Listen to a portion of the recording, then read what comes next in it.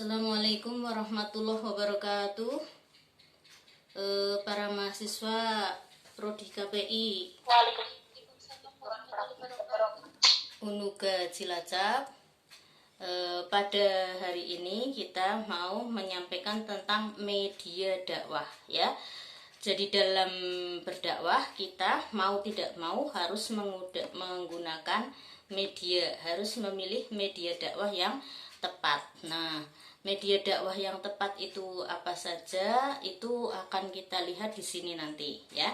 Yang pertama ya, halaman 94 adalah media lisan ya. Jadi lisan kita ini juga media ya, media dakwah. Artinya kenapa media lisan menjadi yang pertama? Ya memang dari zaman sejak awal adanya dakwah Islam, yang pertama digunakan sebagai media dakwah adalah lisan kita, ya. Makanya ketika Nabi Musa alaihissalam diutus menjadi rasul, di sana kemudian beliau itu celat ya. Celat itu lisannya tidak fasih, karena kita sudah tahu dalam riwayatnya bahwa beliau itu disuruh makan, memilih antara roti dengan bara api ketika masih balita, masih kecil, karena Fir'aun sedang membuktikan atas sarannya Bunda Asia ya, istri Fir'aun, untuk membuktikan bahwa Nabi Musa waktu itu belum menjadi nabi, karena masih kecil, itu bukan ancaman bagi Fir'aun, bukan yang akan membunuh Fir'aun, sehingga dipilihlah bara oleh Nabi Musa. Meskipun Nabi Musa waktu itu sebenarnya mau memilih roti ya, karena kecerdasannya, karena calon nabi, tetapi oleh malaikat Jibril justru diarahkan untuk memilih bara. Karena apa? Dalam rangka supaya Fir'aun itu tidak curiga kalau Nabi Musa itu yang kelak akan mengalahkannya dan akan membunuh dia ya. Nah, itulah yang menjadi kemudian lisannya Nabi Musa alaihissalam itu celat, sehingga punya doa Robbis li sodri wa yasir li amri wahlul 'uqdatam min lisani yafqahu qawli. Yang itu kita ikuti selaku dai, terutama ya kalau ketika mau ceramah di panggung atau sebagai orang yang memberikan narasumber ketika seminar atau mau khutbah atau mau menyampaikan kuliah atau sekolah gitu ya, menjadi guru, itu memakai doa itu adalah doa dari Nabi Musa alaihissalam dalam rangka ingin dilancarkan lisannya, dibukakan hatinya ketika berdakwah ya, karena yaitu tadi celat karena pernah memasukkan bara ke dalam lidahnya ya, ke dalam mulutnya, itu Nabi Musa alaihi salam ya. Nah, maka di sini kemudian media dakwah yang pertama dan yang utama adalah lisan ya. Ini yang pertama. Jadi sebelum ada tulisan, sebelum ada apapun, lisan adalah menjadi media dakwah yang pertama ya. Itu media dakwah lisan. Sudah paham ya? Maka kemudian di sini seiring dengan perkembangan zaman itu media-media lain nanti akan bermunculan, akan kita sampaikan di sini. Tapi yang paling utama adalah lisan. Nah, sehingga tidak hanya sampai situ. Nabi Musa tidak hanya punya doa, tapi Nabi Musa alaihissalam juga meminta kepada Allah supaya diberikan pendamping untuk berdakwah, yaitu keponakannya sendiri yang bernama Harun, yang kemudian diangkat juga oleh Allah sebagai nabi. Makanya Nabi Musa itu dakwahnya itu duet, Nabi Musa dan Nabi Harun. Kenapa? Kecerdasan Nabi Musa, kefatohnahan Nabi Musa selaku nabi dan rasul, terus kemudian ilmunya yang luas, kemudian juga hujah-hujahnya yang bagus, itu sering disampaikan oleh Nabi Musa alaihissalam merasa lisannya kurang fasih, kemudian meminta bantuan keponakannya Harun untuk menjelaskan gitu ya. Nah, itu. Jadi yang pertama adalah media lisan. Maka bersyukur kita punya lisan ya, bisa untuk berdakwah. Nah, ini jangan sampai lisan kita digunakan untuk mencaci, untuk membuli, untuk menghujat ya, untuk menghina orang lain. Tapi gunakan lisan kita untuk berdakwah ya, untuk yang baik-baik. Karena apa? Karena sebenarnya di sana dikatakan dakwah itu ya bukan menghujat ya, tapi mengajak ya, bukan menghina, tapi mengajak gitu ya. Terus dakwah juga bukan menyulitkan tapi memudahkan. Dakwah juga bukan menakut-nakuti tapi menggembirakan ya. Dakwah juga bukan membuli ya, tapi di situ adalah memuji gitu ya. Itu adalah prinsip dakwah Islam kita, supaya orang lain itu bisa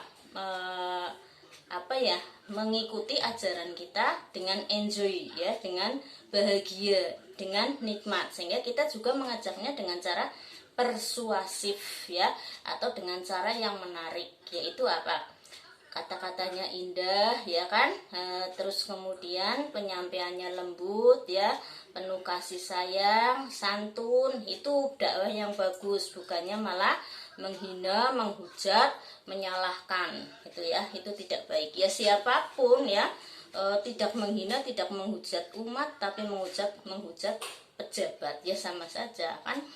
Manusia itu semua punya salah, pejabat ya punya salah, umat apalagi banyak salahnya.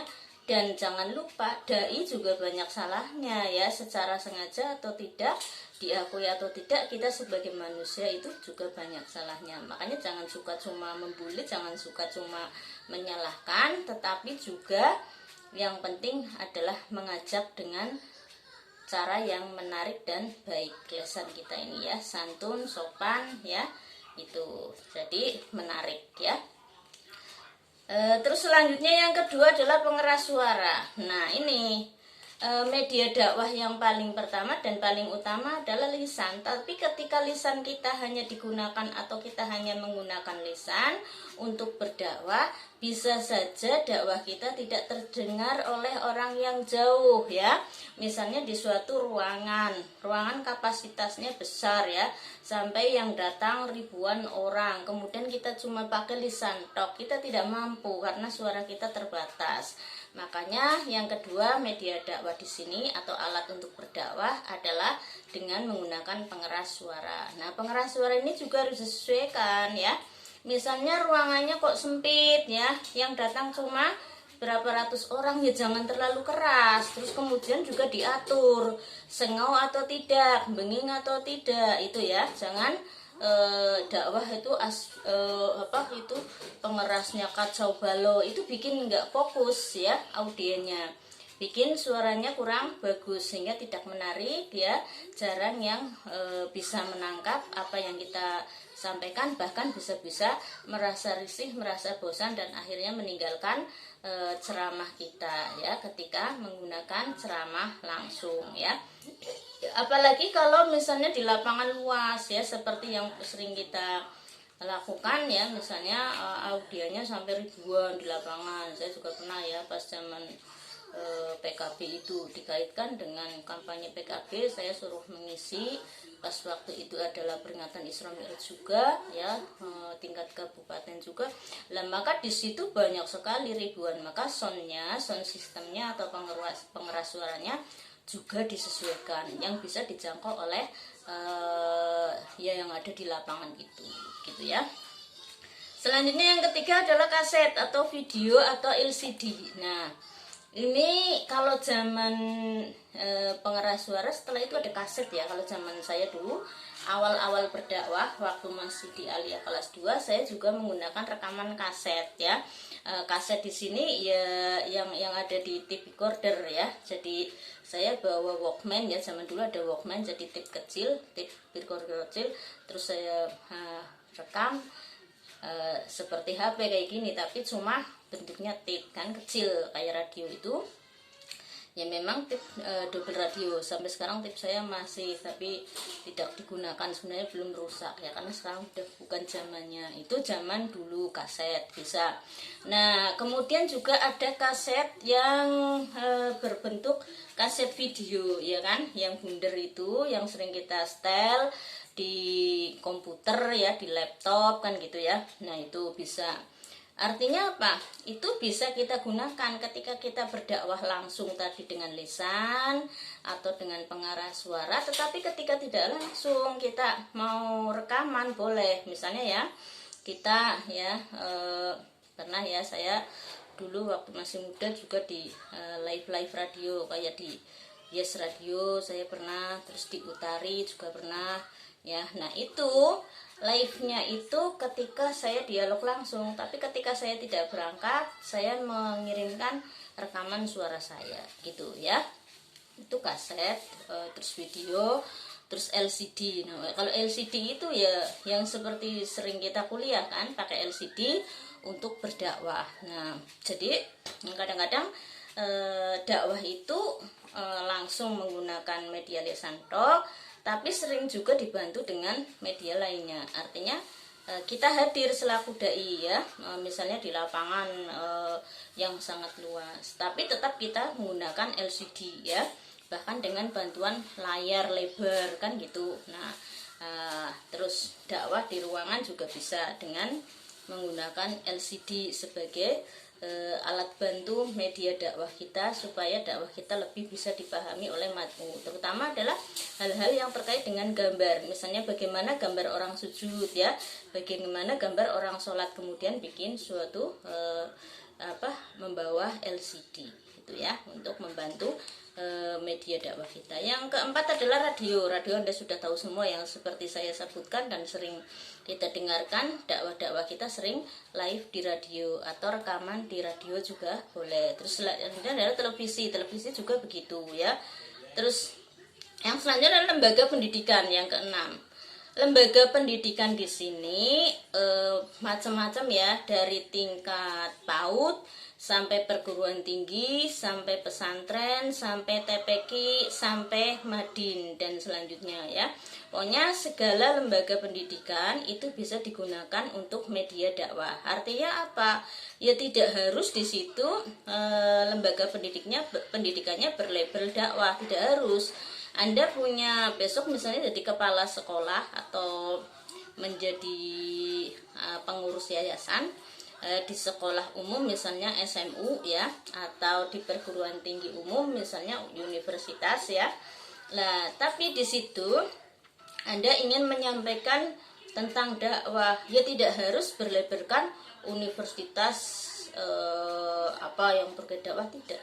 Universitasnya tetap umum, labelnya tetap umum, materi-materi kuliahnya juga tetap umum, misalnya fakultas kedokteran. Dan saya juga sangat berpikir ya sekarang sangat setuju dan sangat ingin bagaimana kalau umat muslim itu mulai sekarang tidak hanya ngurusi agama tok ya, memang dari dulu sih tidak ya, artinya lebih banyak lagi yang terjun di bidang pengetahuan. Karena apa?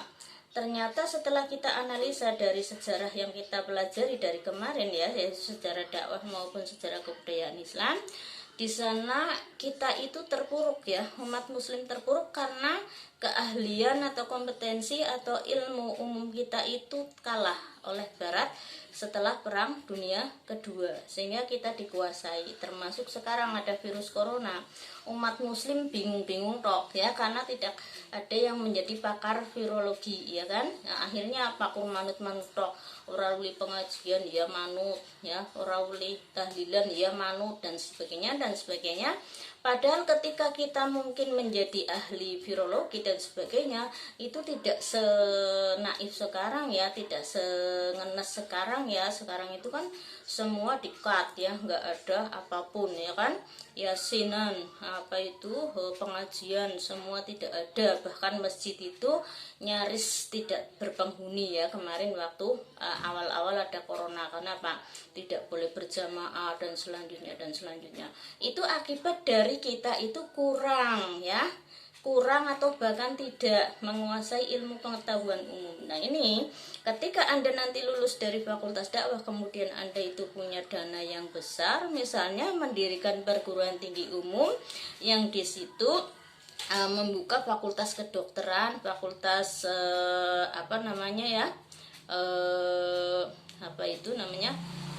genetika yang berkaitan dengan genetika, terus yang berkaitan dengan virus ya, virologi, terus dan lain-lain, supaya apa ya tidak terkalahkan di bidang itu misalnya. Jadi Tetapi supaya tetap itu di situ ada nilai dakwahnya bagaimana?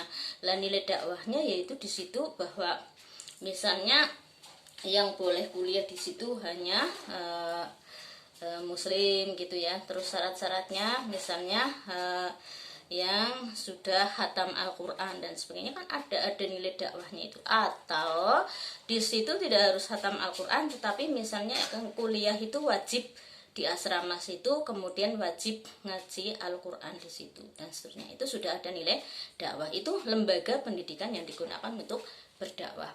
Bahkan sekarang itu sebenarnya sudah ada ya di Indonesia itu sekarang SMP, SD ya, SMU itu banyak yang punya program tahfidz. Artinya apa? Setiap kali sebelum masuk sekolah, sebelum masuk pelajaran, kemudian gurunya menghafal bersama Al-Qur'an dengan anak-anak, sehingga lulus dari situ 3 tahun persis Al-Qur'an sudah lulus. Tapi ya harus bekerja sama dengan hafid beneran, jangan cuma gurunya bukan hafid kemudian ngajarin tiba-tiba ngajarin hafalan, nanti bacaannya salah, terus kemudian menghafalkannya tidak benar ya kan, malah salah tok ya, dosa tok kan gitu. Paling tidak bekerja sama dengan hafid yang betul-betul sudah sanad kehafidannya itu bagus ya, ngaji hafidnya kan gitu ya, artinya dipertanggungjawabkan gitu ya. Selanjutnya yang ketujuh adalah media cetak dan buku. Nah ini ya, termasuk ini yang saya tulis, kemudian Islam Nusantara yang Pak Pepe juga ngambil ya ke saya. Ini juga merupakan media dakwah. Artinya ini tidak berbunyi ini saya bertujuan berdakwah, langsung tidak. Tetapi ini malah justru dakwah yang sangat luas, yaitu tidak hanya mendakwai audien, tapi di sini juga berguna untuk para penyuluh agama Islam ini ya. Terus kemudian para calon sarjana dakwah ya, calon sarjana KPI, terus kemudian juga untuk dai-dai ya, terus kemudian juga untuk bahkan ya untuk poro kiai, poro nyai yang dakwahnya tadinya cuma manual, cuma alamiah biasa. Ketika membaca buku ini, di sini ada metode, ada kemudian media dan sebagainya, ini akan sangat berguna ya kan. Nah ini jadi bisa berdakwah melalui tulisan, melalui buku, atau melalui media cetak ya. Jadi Anda punya nulis-nulis di koran ya. Dia tidak harus judulnya dakwah di situ, tapi judulnya misalnya ya tentang menjadi perempuan muslimah yang solehah, misalnya yang perempuan ya, atau yang laki-laki bagaimana menjadi suami yang baik ya, atau guru yang baik. Lah itu kan sudah dakwah ya. Ada yang penting di situ kenapa bisa dimasukkan ke dalam dakwah, karena di situ materinya baik menurut Islam ya kan, tidak baik secara umum saja gitu. Oke, saya teruskan. Yang selanjutnya yang kedelapan adalah organisasi masyarakat ya. Organisasi masyarakat di sini kalau kita lihat sekarang itu udah ratusan ya, bahkan mungkin lebih dari ratusan, artinya mungkin 1000 ada apa ya di Indonesia. Jadi banyak sekali organisasi masyarakat. Nah ini bisa digunakan untuk berdakwah. Sekali lagi banyak sekali, tetapi yaitu tetap saja ketika metode dakwahnya itu keras ya, ketika di situ cara berdakwahnya arogan, tentu akan mengganggu kondusivitas negara, bangsa dan masyarakat. Sehingga dakwah dengan organisasi masyarakat pun harus punya tujuan yang jelas, planning yang jelas, manajemen yang bagus, yang betul-betul disesuaikan dengan apa yang disampaikan oleh Rasulullah dan apa yang dicontohkan oleh Rasulullah SAW ya. Jangan kepentingan diri sendiri atau kelompok, tapi betul-betul di situ adalah menggambarkan atau mewakili ajaran Islam yang sesungguhnya. Acuannya atau tolak ukurnya apa? Ya Al-Quran Al-Hadis.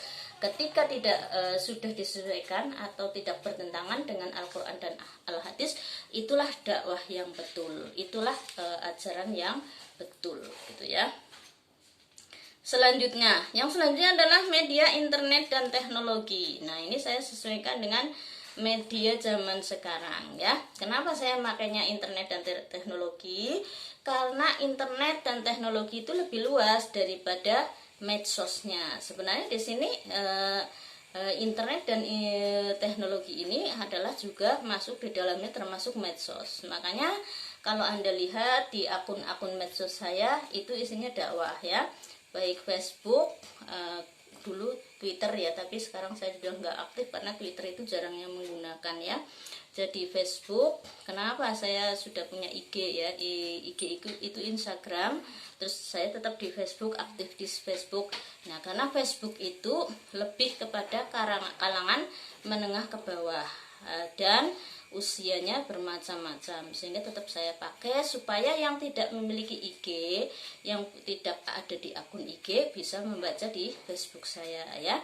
Nah, itu tujuan saya aktif di medsos itu seperti itu ya, dakwah. Jadi Butut itu punya Facebook, punya IG, bahkan punya blogger ya, punya YouTube ya, dan juga punya Twitter ya. Terus kemudian apalagi semua media saya punya akunnya itu dalam rangka untuk berdakwah ya. Jadi jangan salah, Bututi lenjuh temen wis tua Facebookan ya. Itu enggak, itu tapi untuk berdakwah. Kalau enggak percaya lihat saja di akun-akun medsos saya, pasti isinya adalah tentang akhlakul karimah ya, tentang pendidikan, tentang ajaran-ajaran Islam ya. Meskipun kadang-kadang saya juga bergurau di media sosial, karena apa? Ya dalam rangka itu aja, bergurunya tetap bergurau yang di situ ada tujuannya ya. Misalnya kayak kemarin ya, guruan saya adalah bagaimana Anda selaku istri menurut Facebook kan gitu ya, kacamata Facebook. Nah, itu maksudnya adalah bukan hanya untuk yang guyonana itu, tapi di situ ada kemudian istri solehah itu yang seperti apa kan gitu. Oke, saya lanjutkan. Itu ya tadi internet dan teknologi. Jadi kalau Anda misalnya banyak yang di KPI, Bu, kok saya di KPI kok tiba-tiba malah disuruh berdakwah, saya kan nggak bakat ceramah, saya kan tidak bisa ngomong. Tidak harus ngomong, dakwah ya.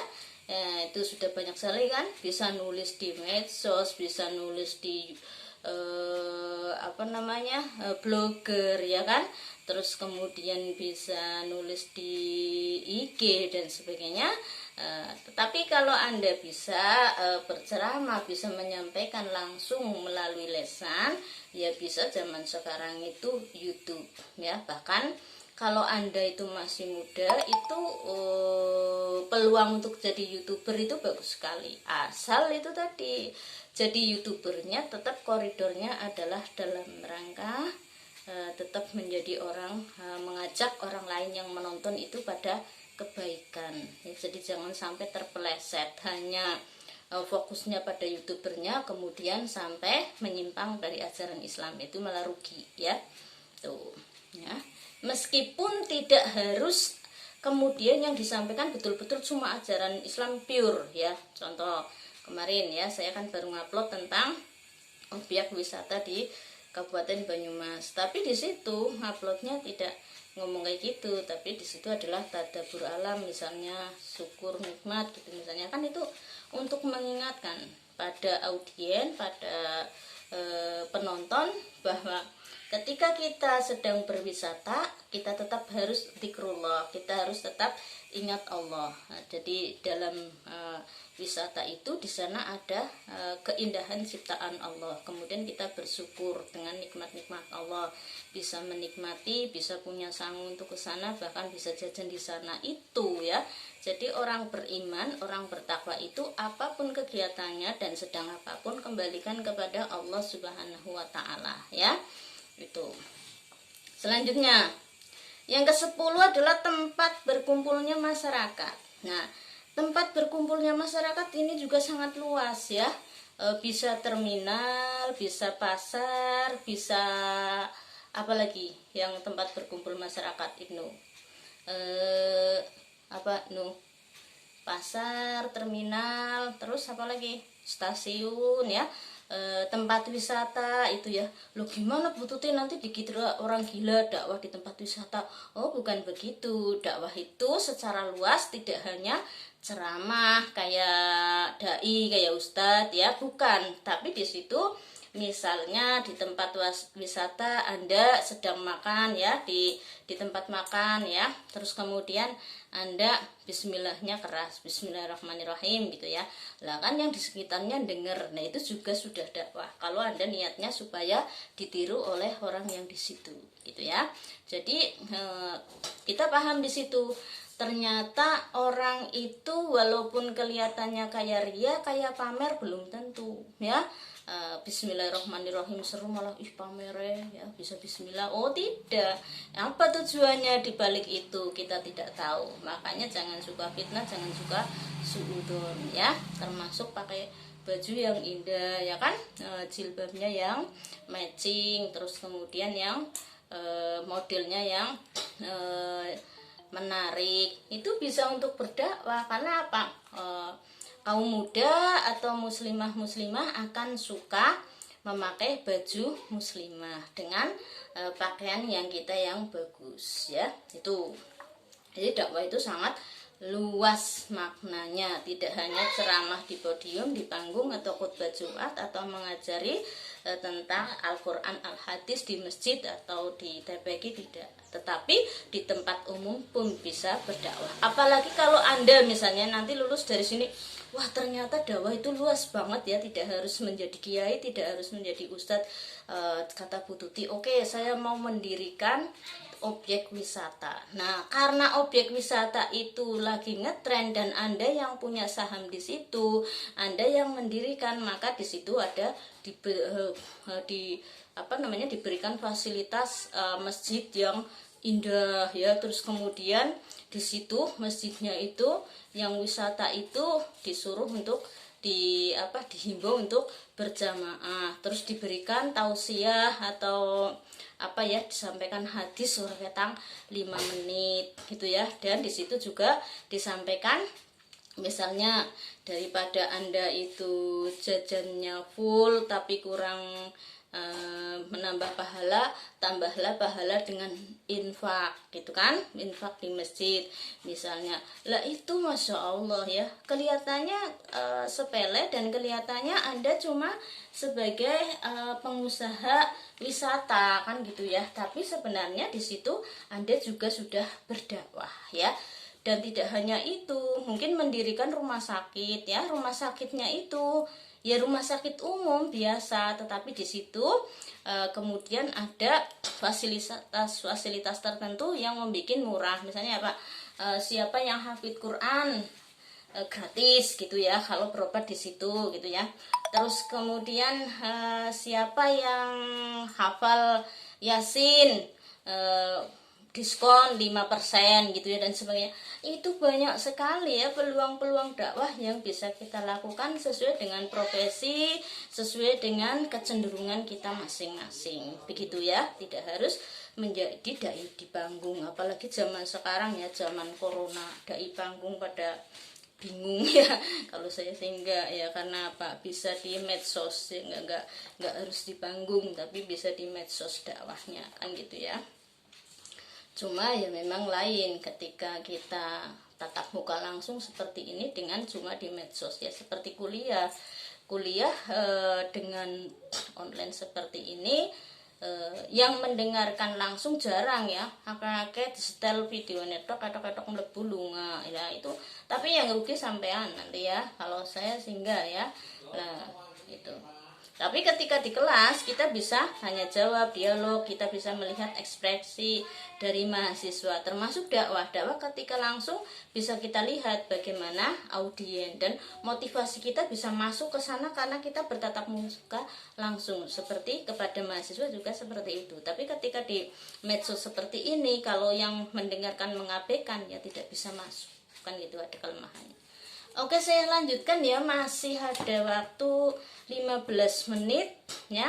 Kita lanjutkan yang terkait dengan metode, tetapi saya mau nyampaikan kelebihan dan kelemahannya karena besok itu di dalam soal juga keluar ya, kelemahan dan kelebihan metode dakwah ya. Metode dakwah yang sudah saya sampaikan ya, itu banyak ya, kemarin minimal ada 8. Ada metode ceramah, metode tanya jawab ya, terus kemudian metode diskusi, terus kemudian metode